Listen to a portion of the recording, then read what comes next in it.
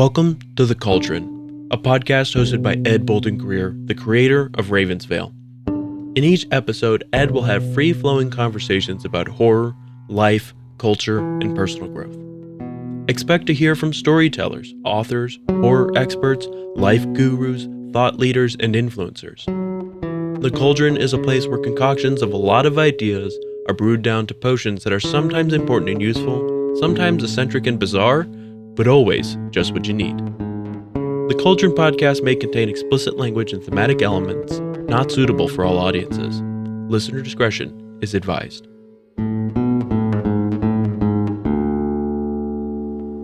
Well, hey there, family. Welcome back to the Ravens Vail Cauldron, where we stir the cauldron and uncover the secrets that hide just out of sight in the places where reality and legend intertwine. As the cauldron simmers, we're here to brew up a concoction of topics that resonate with the soul and spark imagination. I'm your host, Ed Bolden-Greer, and this is my co-host, Jacob Garner, a.k.a. Frady Cat. Hello, everyone. As we continue our journey through Pride Month, we're back to weave tales that honor the vibrant tapestry of the queer community.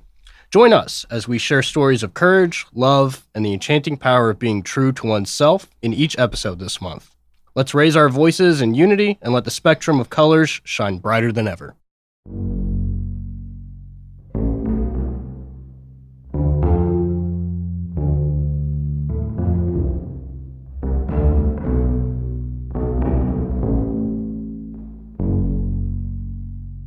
Hey, Jacob, how you doing? I'm doing fantastic, man. How are you? I'm good.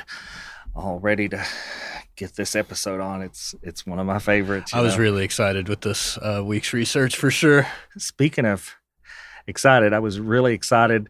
I went back a couple of weeks ago, but I went back just the other day, and I still can't get over the prophetic boos that happened during the 2024 Libertarian Convention as Donald Trump stepped onto the stage in D.C. Yeah. It served as a powerful testament to the widespread opposition to his divisive policies and his deplorable actions and behaviors. Yeah, for sure.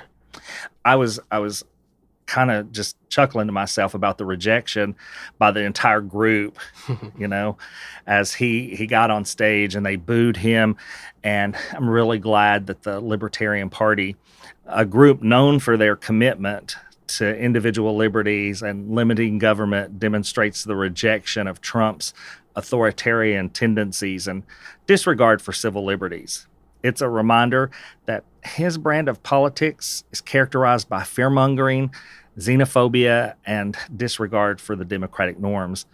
It's just not welcome among those who value freedom and equality. The boos at the convention symbolized the collective voices of those who refuse to be silenced and who stand united against the erosion of our democratic principles.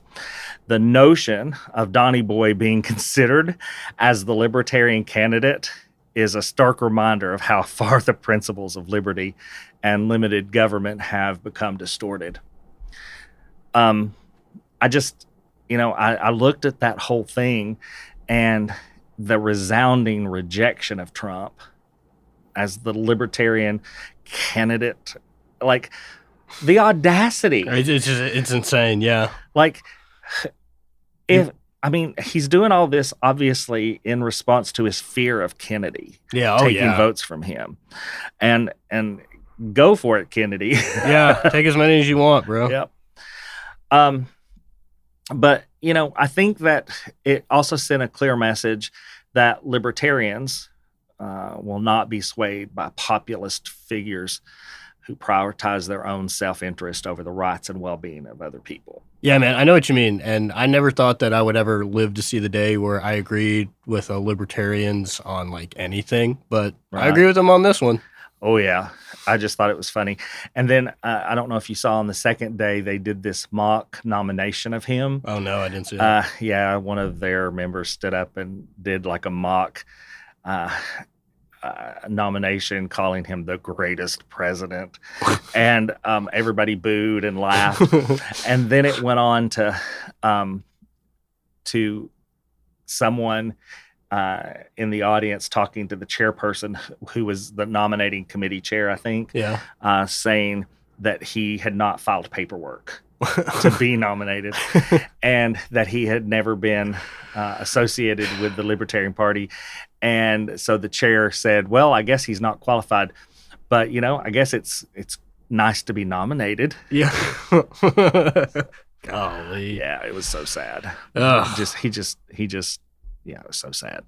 It filled my cup to see him get booed. I don't care by absolutely. whom.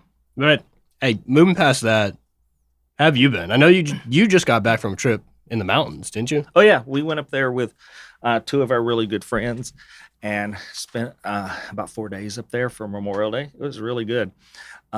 We got to sit in the hot tub a lot. Had some really good food, and we got massage brought into the cabin so that we all got 90-minute massages. And you know me, I love massage. Oh yeah, you do. Yeah. Got to do some work while I was there. I think you already know this, but I've been assigned to kind of doing the tech side of the new membership, the circle that we have coming up. It's coming along nicely, man. Yeah, it is. And the online part's looking really good, I think. Hell yeah. So what did you do this weekend? Same old, man. Went and visited the fam on Memorial Day. We had a big old barbecue. Spent all day outside. Got some sun. It was a lot of fun, honestly. Played some games, drank some beer, grilled some meat. Classic Memorial Day stuff. So you also told me some good news. What's the good news? Your sister got married. Oh, yeah. My sister got married to this wonderful man. They both were horribly addicted to some hard substances. They got clean together for each other and have been clean for, I believe, 3 or 4 years now. And it truly is the universe just sending my sister exactly who she needed. And I can't stress enough how proud I am to say this guy's my brother-in-law. That's so neat. That's Yeah. so wonderful. And she got to make the announcement in front of the whole fam yesterday. Oh, that's awesome. Yeah. That makes me so happy. Yeah, we all got wasted after. We were so happy. Okay. So, Jacob, are you ready for your would you rather question? Oh, yeah, man. I love these things. Okay, here we go. Would you rather Uh-huh. have the power to read minds or see into the future? Read minds or see into the future? Mhm. Is it my future or just the future in general? I think anything in general. Like you could see what you were going to do. Yeah. You could see the future of anybody you came in contact with. Just in general, you can see the future. I think I would go for I think I'd go for just seeing into the future. I don't think I want to know what everybody thinks, honestly. Yeah, I kind of would agree with you. Yeah. The only exception would be if I could read their mind exclusively, like I could turn it on that I would read your mind and not have to put up with all the clutter around. Oh yeah. That might change the way I look at it, but probably I would want to see the future. I could But see maybe that. I wouldn't. It's kind of a coin flip, I It guess. is. It's a deeper question than you think on the surface. Okay, here's yours. Okay. You ready? Yeah. Would you rather live in a haunted mansion Yes. with okay. And cut. There we go. Excellent. Go ahead. I'm sorry. You're fine. Would you rather live in a haunted mansion with friendly ghosts or a spooky cabin deep in the woods? So is the spooky cabin dangerous?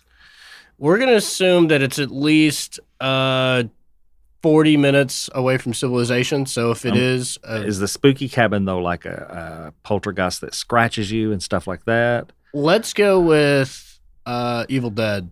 Oh. Spooky cabin. Then no, it wouldn't be the spooky cabin in the woods. We just got back from a kind of spooky cabin in the woods, with all that rain and everything. Oh god! Every time it would thunder, the whole cabin would shake. Oh shit! So, dude. and you know, you're in the middle of the woods. I actually come up with this whole idea for a story Oh yeah. while I was up there. Yeah, and I told everybody, what if somebody broke into the cabin, like a serial killer broke into the cabin right before you got there to check in, and they hid. Ugh. And then while you're asleep, they just kind of creep around for the first couple of days and spy on you and everything. And then the last day, they just kill you. It's even more. Aren't you going to a cabin Fuck Thursday? you. Yeah, dude, I hate you so much. Yeah. I'm going to share that with everybody. The moment I get there, Yeah. like, guys, wouldn't it be crazy? Oh, my God. My co-host came up with this whole story. I'm going to get some hate mail, I'm pretty sure. So, Ed, let's do a palate cleanser. You ready for a dad joke? well, I'm going to answer the question finally. I know I got Okay. off track, Yeah, but yeah. I'm going to go with the Haunted Mansion because I would love to have my own personal Casper. No, yeah. I know? picture the Haunted Mansion being like the one Disney did with No, it would this be say? really nice. It would be like an upscale mansion that's modern, has all the gadgets and everything. Because I'm going to be living there. I'm a gadget person, but it's going to be a high end place, Yeah. right? Just ghosts. just ghosts just Yeah, chilling. I need a pool, a hot tub, a theater. All right, fine. We can't fit all that into our 1,100 square foot condo. All right, well, now are you ready for your dad joke? Do I have a choice? Absolutely not. So anyway, Well, I didn't think so. why did the bicycle fall over? I know it's a dad joke. I mean, obviously. Because it was too tired. I hate you. Yeah, I hate. I love dad jokes. I hate dad jokes. I love good dad jokes. I guess that would qualify as a good dad joke. I was going with like the didn't put the kickstand down. or kickstand something. down. Yeah, It would have, but it was too tired to too do so. I tired to guess. do so.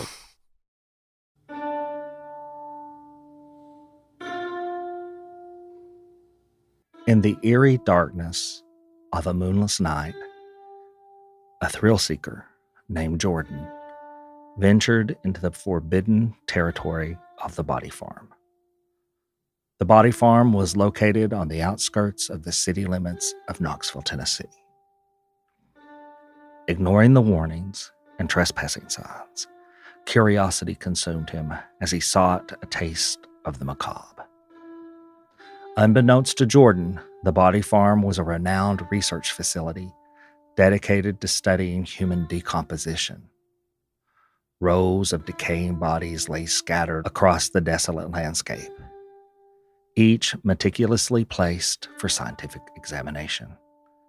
The air hung heavy with the scent of death, an unsettling reminder of the grim reality that awaited those who dare to enter.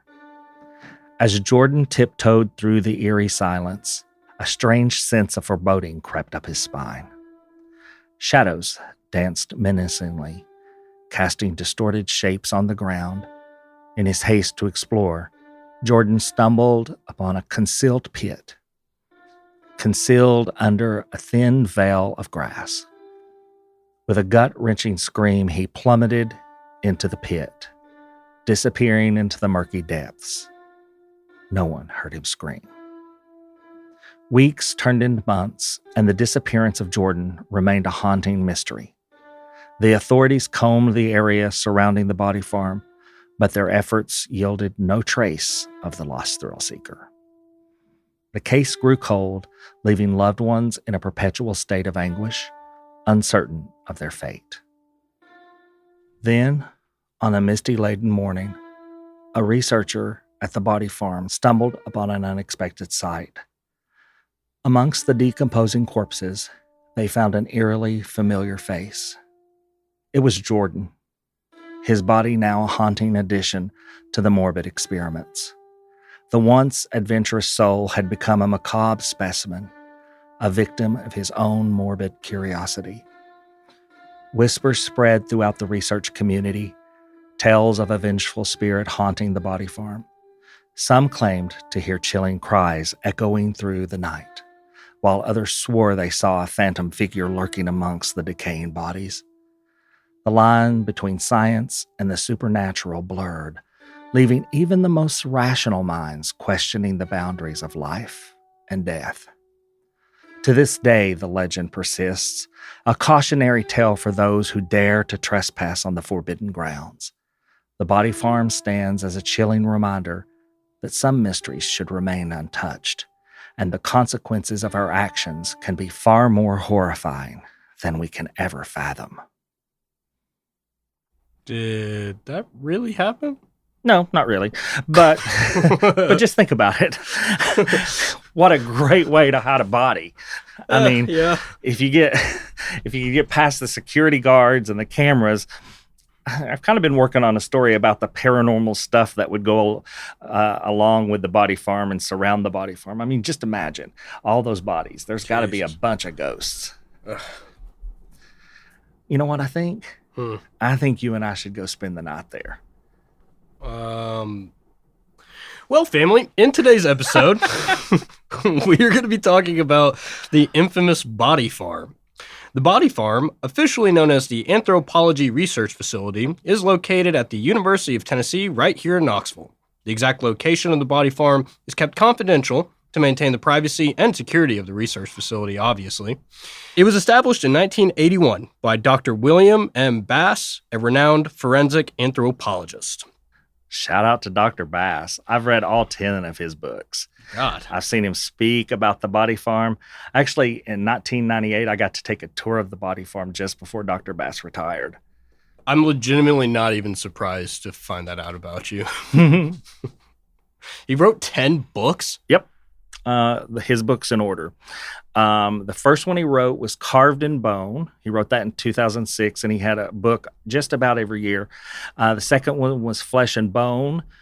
Third, The Devil's Bones, Bones of Betrayal, The Bone Thief, The Bone Yard, The Inquisitor's Key, Cut to the Bone, The Breaking Point, and in 2016, he wrote his last book, number 10, Without Mercy. I like how he kept the bone theme up until the last two titles. Yeah. Yeah. So, Jacob, Mm-hmm. did you do your research about the body farm, or were you a fraidy cat? I have to admit, there were some images and stuff that I found. We'll talk about the website that I was telling you about earlier, which has some pretty graphic images that are very, very, very spooky, Yeah. unsettling in a few words. But aside from that, man, I'm telling you, the research for this one was super, super cool. I had no idea. I mean, I had heard about the body farm in Knoxville. In Knoxville? I had heard Sorry, about I just spilled up my water everywhere. I had heard about the body farm in Knoxville, but I'd never really done too much information on a deep dive of it, mainly because, one, that's spooky. So it was kind of fun that it forced my hand, and I had to do some research on it. Well, here's a fact for you. Okay, let's hear it. The facility, although it seems really large, Yeah. sits on about 2.5 acres, outdoor area, obviously, where donated human bodies are placed. Okay, well, thank goodness. It's still on UT property, Yeah. so people will walk by it often and never know it's there. Huh. I think it's kind of important to share with the listeners what the purpose of the body farm actually is. It's not just like a cemetery open to the public or anything like that. In fact, half the bodies are not buried. Yeah, they're not. And we'll get into that a little bit into the episode. But in case anybody questions why we have a body farm here in Knoxville, the main purpose is that it serves as a very important educational tool and classroom for us to study the decomposition rates of cadavers in the wilderness. Yep. You could say that it's a living experiment. Yeah.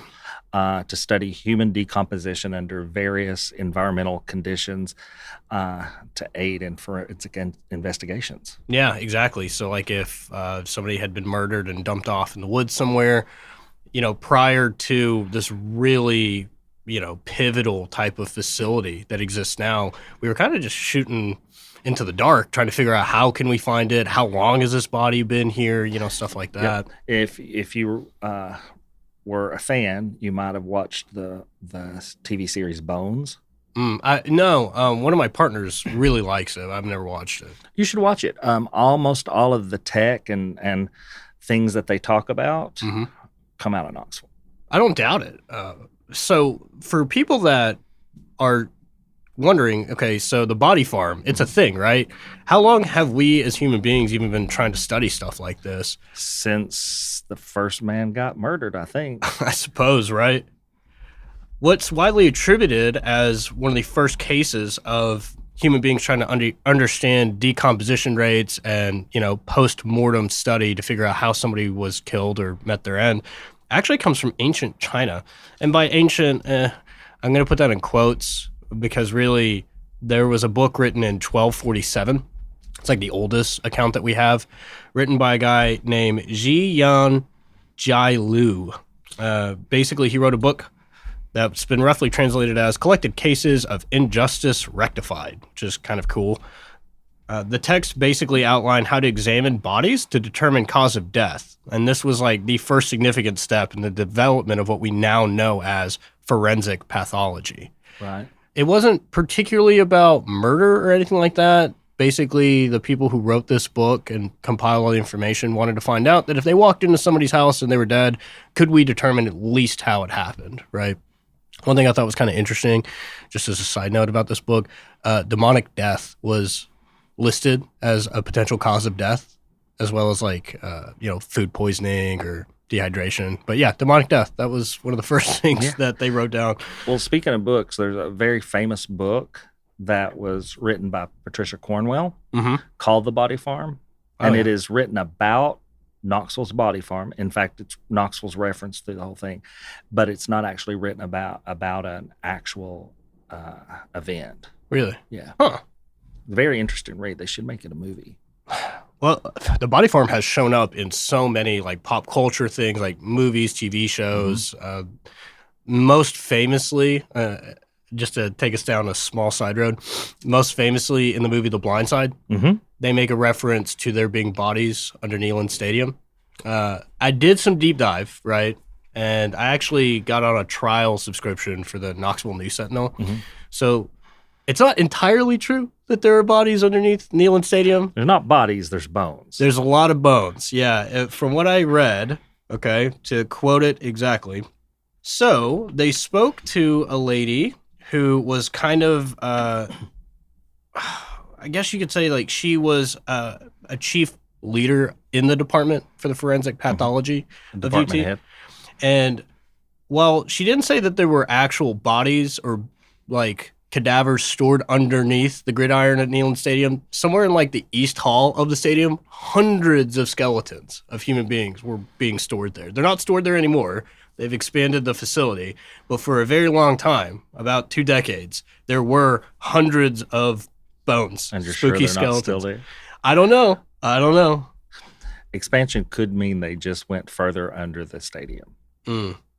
Apparently, they did say that back in 2017, all of the bones were removed from Neyland and moved to the new Strong Hall. That's the name of it. But yeah, they used it for storage for a very long time. Yep. Just to get quickly through the history of it, obviously during the Middle Ages and the Renaissance, everybody was studying cadavers. Most famously, you may have heard of the guy, Leonardo da Vinci. Who? Yeah, he's a kind of a pseudo breakout artist, hopefully. He gets out of the hipster Never scene. heard of him. Yeah, most people haven't. And he very publicly, it was known that he would study cadavers and dissect them to figure out. Illegally study cadavers. Yeah, he would like pay people to bring him cadavers. So that way he studied it for art. That's what he wanted to know. So Leonardo DiCaprio. Jesus.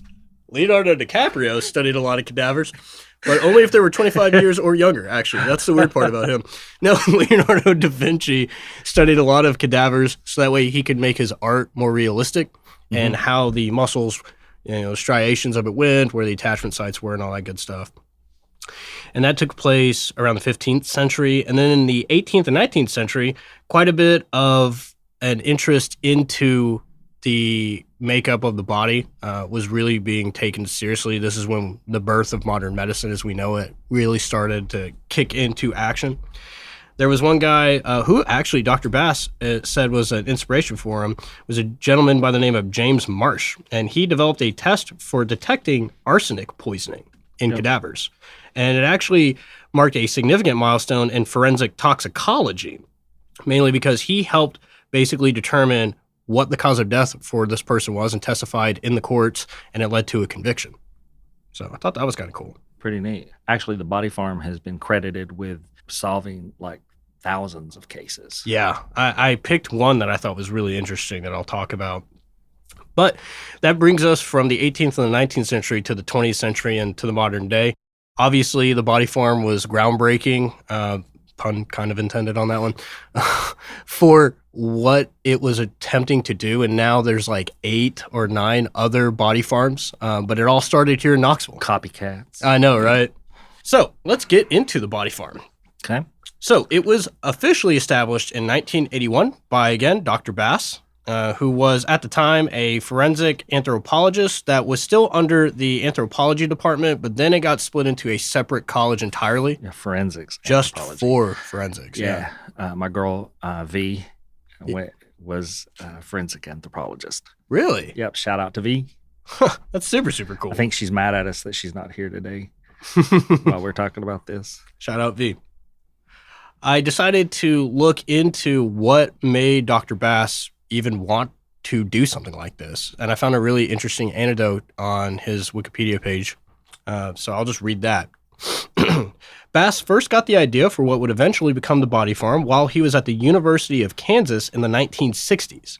And he was asked if it was possible to determine the time of death of a partially decomposed cow. He determined that additional research was needed for this and suggested that this could be accomplished by allowing a deceased cow to decompose in a field while studying the process. Now, interestingly enough, that experiment was never conducted, but it did plant the seed in Bass's mind that additional research on human decomposition was needed after he was summoned in 1977 to examine what was initially assumed to be a recent murder victim that had been buried on top of the grave of a Confederate soldier in Franklin, Tennessee, who was killed at the Battle of Nashville in 1864. Due to the fact that the body was relatively intact and still contained most of its flesh, he initially estimated that the body had been dead for less than a year. But examination of the victim's clothing determined that the body was that of a soldier buried in that grave. What he eventually concluded during that investigation was that grave robbers, I didn't know there were grave robbers for the Civil War, but that's weird. Grave robbers had punctured the cast iron coffin, which was airtight and largely prevented decomposition, preserving the corpse into why they thought it was a recent murder victim. Once they removed the body and took whatever metals or anything that was of value to then sell, they reburied it on top of the coffin. This was the flashpoint for Dr. Bass, and he started the university's Anthropological? Thank you, Ed. Research facility in 1980, 3 years later, which was the first in the world. And he established the university's Forensic Anthropology Center in 1987. Mm-hmm. So, like Ed said, it sprawls over 2.5 acres, which really isn't that large. No, I mean, when you're there, it seems massive. Really? But it's not. Hmm. Well, I mean, when I say massive, I mean, you think about like a house, right? Sitting on a quarter acre. Mm-hmm. And when you get all the trees and all the things that they've implemented there, it just looks big. Really? Yeah. The early stages of the Body Farm was actually even smaller. Mm-hmm. So, in the fall of 1980, Bass began building his facility with a small group of students. His initial institution consisted of a fenced-off, 256 square foot slab of concrete with a small windowless shed on top. And that's where they usually stored their tools and surgical instruments. Mm-hmm. A front porch measuring 160 square feet was reserved as a spot to lay bodies out for decomposition studies. And on May 15th, 1981, the facility received its very first donated research subject, a 73-year-old man who had died of emphysema and heart disease. He was labeled 181 for confidentiality. Bass's first research project provided information on the 4 stages that occurred during the decomposition of the human body. An interesting little factoid about why this cadaver was listed as 181. Bass uses the naming convention, the designated number of the body, and the year it was obtained, specifically for donated research subjects. Bass uses the reverse convention year number for the real-world cases that he works. So a very humble beginning for the Body Farm, but now we're going to jump to what it's like today. As of November 2023, the body farm covers 2.5 acres of land and is surrounded by razor wire and fences.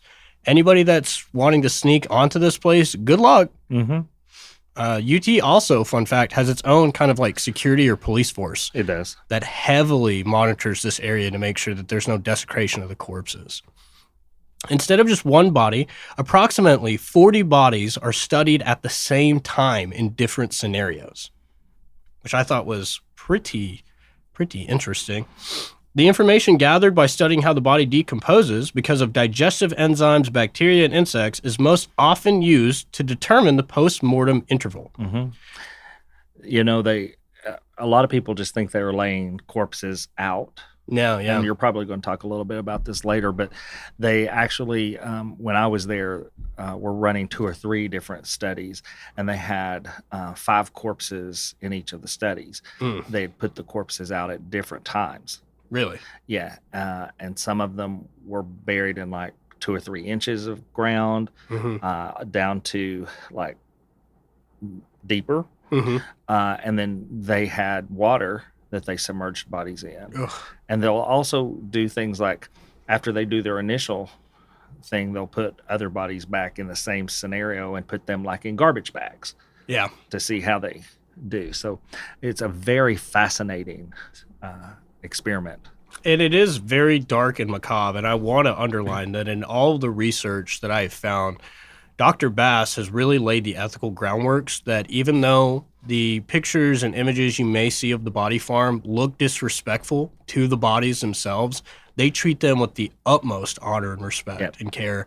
That it is unfortunately an ugly reality that they kind of have to throw some bodies onto the ground and cover them up with leaves or partially bury them or put them in the trunks of cars. It's an ugly, ugly thing to look at on the surface, but it provides very valuable information.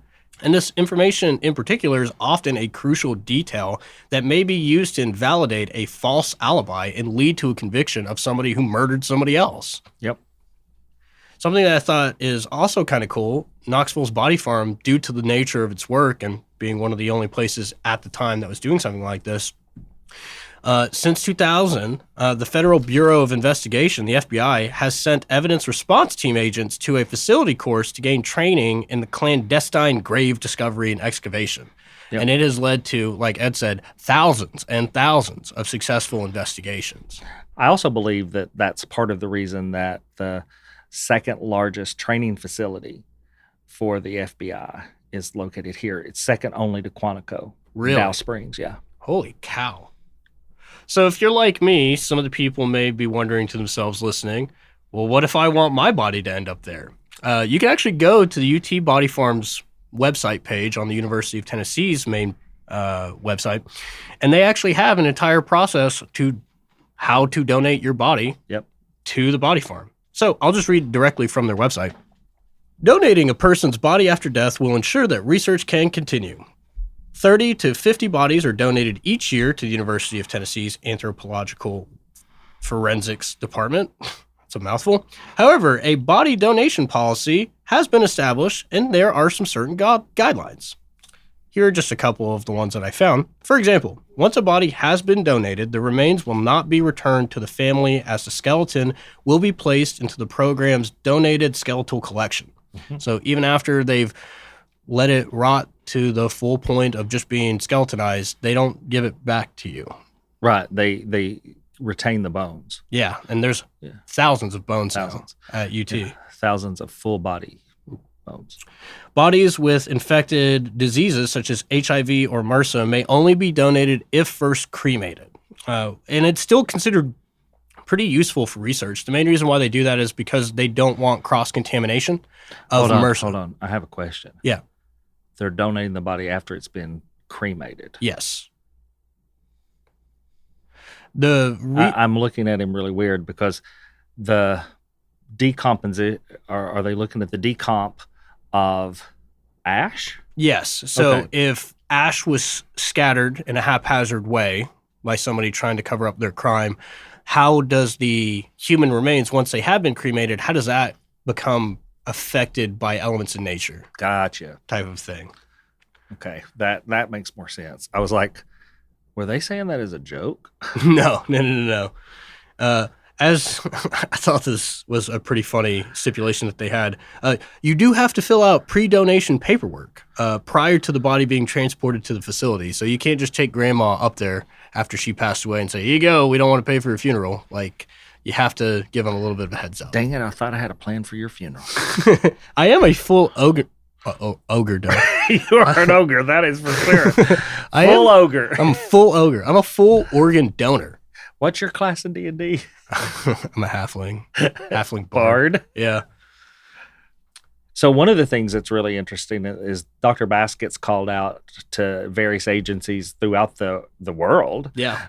When they have a corpse that they need to identify the time of death and the cause of death and things like that, especially if it's under real unique circumstances where the decomposition is maybe stunted somehow. Mm-hmm. And he can look at the surroundings and the environmental things, and he can with certain calculations tell them within a day or so of the death of the person. Yeah. From what the information I gathered, Dr. Bass is considered like the Michael Jordan of... Dr. Bass is a badass. Dude, he really is. He is the badass of forensic anthropology. Well, hey there, family. I'm Lena Perkins, the voice of Aunt Ruby B here at the Ravens Vail podcast. At Ravens Vail, we love telling you our story. That's why I'm excited to tell you about the Appalachian Horror Fest 2024. Appalachian Horror Fest 2024 is an evening of music and storytelling themed around the macabre. The event will take place on Saturday, October 12th, 2024 at Central Cinema in Knoxville, Tennessee from 5:30 until 9:30 p.m. Our hauntingly talented musicians will serenade you with eerie tunes that echo through the misty Appalachian foothills. Gather round as our master storytellers weave their blood-curdling tales. Legends of restless spirits, vengeful ghosts, and ancient curses will dance in your imagination. Tickets are on sale now at AppalachianHorrorFest.com/tickets. Oh, storytellers, if your words can raise goosebumps and summon sleeping spirits, step into the spotlight. Submit your spine-chilling tale at AppalachianHorrorFest.com/storytellers. Appalachian Horror Festival, where nightmares come to life. We hope to see you there.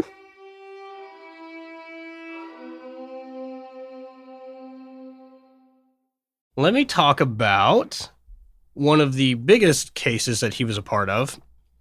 He was part of a lot. A lot. The most recent one being the Big Bopper case back in 2007, which I wanted to talk about, but this one seemed even more interesting to me. Basically, there was the Tri-State Crematory scandal. Oh, God, I remember this. Oh, yeah, so you had heard about this. Yeah. It came to national attention in 2002. This is really messed up. It was discovered that nearly 340 bodies that had been consigned to the crematorium for proper, Cremation. had actually, in fact, not been cremated, And but instead dumped in the backyard. Yep, dumped at several locations in and around the site. Oh my gosh, this is so crazy. Basically, the EPA, the Environmental Protection Agency in Atlanta, received an anonymous tip that something was amiss at the Tri-State Crematory. The EPA officers sent to investigate the property discovered a skull and some bones that were human in origin. Whew. Basically, a propane delivery truck driver had complained that on at least 2 occasions to the Walker County Sheriff's Department about seeing bodies on the Marshes property. The driver made a fuel delivery and notified the sheriff's office. This call resulted in the deputy sheriff being called to the property, who reportedly discovered nothing unusual. But on February 2002, investigators returned to the property, finding piles of decomposing human bodies in a storage shed and vaults scattered inside and outside the property. Yeah, what most people in this area remember is that it happened in Georgia. Yeah. And that's really close to home here, guys. Yeah. Really close to home. The scenes that they showed on the news were rather gruesome. They were just bodies laying in this wooded area. And you would think, one of these haunted attractions might do something like that with mannequins and things, but these were real bodies in various stages of decay Yeah. and decomposition. The son of a bitch that was responsible for throwing out all of these loved ones' bodies all over the property actually had one of the most interesting defenses, I think. So essentially, once Dr. Bass nailed him and said, this has been going on for decades, actually, that you've been doing this, he eventually pleaded guilty under a Mad Hatter defense. Get a load of this. Get a load of this. He claims, at least his legal team did, that the mercury that was released in the bodies as they were being cremated gave him mercury poisoning, which, as you know, causes cognitive, shortfalls. Mm-hmm. And he claims that eventually working around that environment for so long clouded his judgment. So therefore, he could not be 100% held liable. It's not culpable because of mental disease and defect. Yeah. Yeah. Which I thought was pretty interesting. Interesting's a good word. Yeah. His name was Brent Marsh, by the way. Brent Marsh. The investigation that Dr. Bass helped spearhead, for the most part, had over 100,000 pages of documents revealing methods of identification, methodology used in investigating the claim, videos of the investigation, and a bunch of really disturbing photographs. Mm-hmm.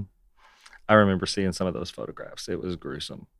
The gentleman that was in charge of all that, Mr. Marsh, he was found guilty of desecration of corpses. Oddly enough, littering, because corpses are actually pretty terrible for the environment. Biohazards. Yeah. There was these huge civil claims that reached into like over $2 million for the various families that was then paid out. I think that, what was it? The initial lawsuit was $80 million, which then came down to $18 million, which they then settled on. Yeah. And then the rest was put into a civil kind of like account to then disperse out to the other families. But yeah, Dr. Bass and his incredible research helped determine how guilty this guy was. For any listener that has a sort of morbid curiosity about how the body farm looks with the corpses and cadavers, in the facility, you can actually find a lot of videos and pictures. I will give a trigger warning. It is very graphic. It is gruesome as hell. I literally, when I stumbled upon this late at night, I saw 3 to 5 pictures of it and then said, what the hell am I doing? I get the gist of what it's like. But if anybody is interested, we'll link it in the show notes. I found this website. I don't know who they got to design it, but it is effective, right? It's called the horrorzine.com, and they did a kind of a article based around the body farm. Yeah. They have a lot of pictures of how the bodies are strewn out in various stages of decomposition. It is very, very creepy. But if you really want to check it out, that's where you find it. It's creepy, but it's interesting. I guess. If you wonder what the body farm looks like. Yeah. So, Jacob, that was a lot of doom and gloom and gore for Pride Month. Yeah. Speaking of Pride Month, I hear you put something together to talk about for this episode for Pride Month. Yeah. So since this is Pride Month, me and Ed have decided to include little sections on Pride Month that we'll wrap up at the end of every episode. Where better to start than the Knoxville Pride Festival, the very first one, right? Well, the second one is where you got the video, but yes, it started in 1991. Gotcha. So the one that I ended up finding was on June 27th, 1992. Oh, how I remember that day. It was spearheaded by local LGBTQ plus activists and community members, primarily under the umbrella of the KGLU, the Knoxville Gay and Lesbian Union. Yeah. There's a couple of very key individuals and groups that were included into this, and I figured as part of our history, let's shout them out. So, the KGLU was a prominent advocacy group in Knoxville that played a crucial role in organizing the march. The union aimed to support LGBTQ plus individuals and promote their rights within the local community. The KGLU coordinated logistics, secured all the necessary permits they needed, and mobilized the community and allies to participate in the event. Somebody that I think is very important to shout out, somebody that you personally know, was Kathy Webb. Mm-hmm. So I got a little bit of information on them if you wanted to jump in with it too, but They were a notable activist within the Knoxville queer community during that period. Yep. Probably still is. for the most part. She was instrumental for rallying support and organizing the logistics for the march. Mm-hmm. One thing that was pretty, I think, commendable about Webb's ability to do this was planning and executing the first Pride event in a pretty conservative region had a crap ton of challenges, both societal and religious, being placed on her, and she overcame them all. And Absolutely. the video that you showed me, I had not seen prior to recording this episode. It was incredible. There's even a cute little young Eddie Bolden in that. Yep. I'm in it. Yeah, it was a big deal. I mean, it was a big deal throughout the whole state of Tennessee. Nashville was, of course, working on having one as well simultaneously. And I don't even remember how many people was there. I think it was like 3,000 people. Yeah. Which is just incredible considering the time. Yeah. And we had the mayor at the time signed a declaration declaring it Pride Month and Pride Day. Wow. Which was phenomenal. We had great support from both the city and county police. Mm-hmm. We had drag queens performing. We had families coming out as allies and families that were had queer individuals there coming out, and it was a very exciting time. Yeah. So I remember well because we started on Market Square, Mm-hmm. and we walked down Gay Street, across Main Street, or I guess it was Main Street at the time. I don't know what it's called now. Down to the World's Fair Park, and we took over the World's Fair Park. That's incredible. What was the general reception from the people that were there?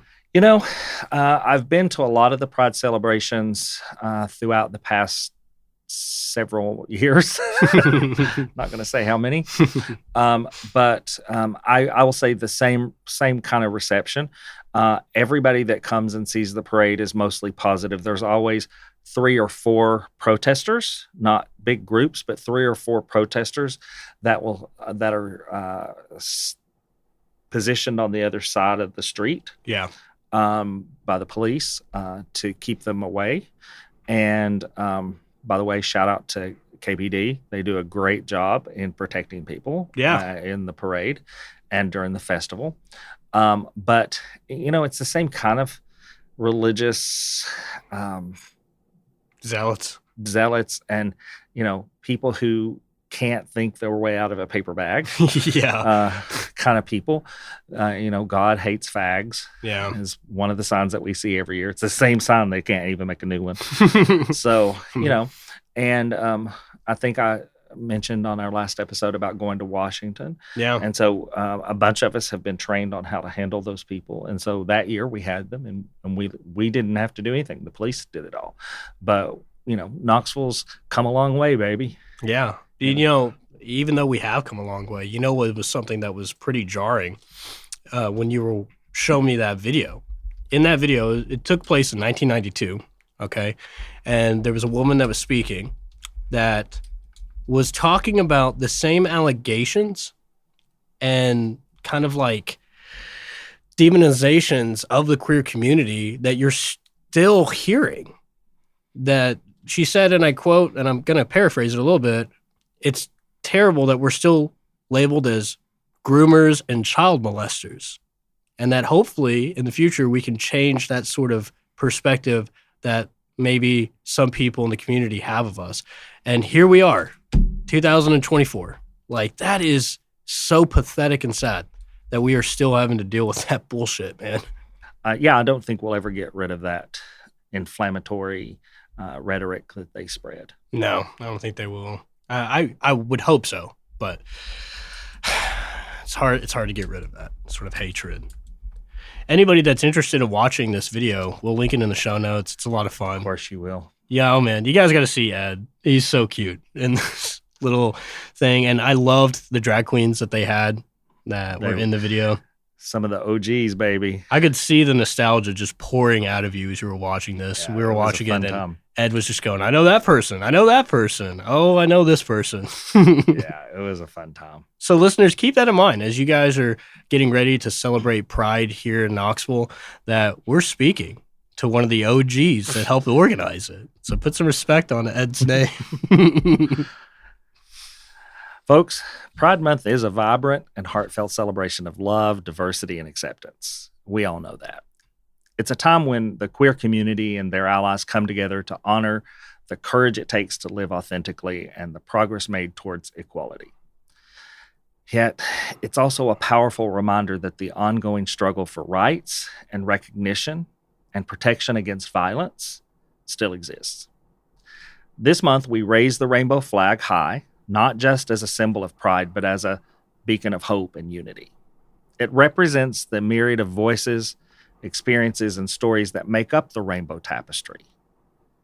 Each color, each stripe, each pattern reflects the strength and resilience of a community that has overcome adversity time and time again. So this month, let's celebrate Pride Month with open hearts, open minds, recognizing that individuals deserve to love and be loved, to be seen and heard, and to live without fear of discrimination. Here's to the triumphs that we've experienced, the battles of the past, the activism and the allyship of the present, and yes, the brighter, more inclusive future that we're building together. Happy Pride Month, guys. So, family, as we end this episode, we wanted to tell you about our next episode, where we will be tackling and talking about the magic, ritualism, and mysticism of tattoos. Jason Jefferson, owner of Idle Hands Tattoo, our special guest, will be in studio with us to delve into the mysterious world of ink and skin. From ancient glyphs and symbols etched into flesh to chilling tales of cursed ink, we will explore the ritual of tattoos. If you have an interesting story about your tattoo, drop us a line at thecauldron@ravensvail.com and tell us your story. Now, family, you adults have a few chores to do. Go on over to ravensvail.com and see about doing your chores on social media. Follow us on all the social media platforms that we've made available just for you folks. Like, listen, subscribe, and follow wherever you listen to podcasts. And if you don't mind, leave us a good rating and a kind comment. You can find the Ravens Vail Cauldron podcast on your favorite podcast platform. If you haven't already, just search for the Ravens Vail Cauldron podcast. And again, make sure you hit the follow button to stay up to date with our latest episodes. Oh, and tell your friends about us, won't you? So until next time, family, see you soon. The Ravens Vail Cauldron is a production of Small Raven Media. Today's episode was hosted by Ed Bolden-Greer with co-host Jacob A. Garner. Audio engineering and sound design by Nick Devan at Nicky D Sound. Copyrighted 2024, Small Raven Media. All rights reserved.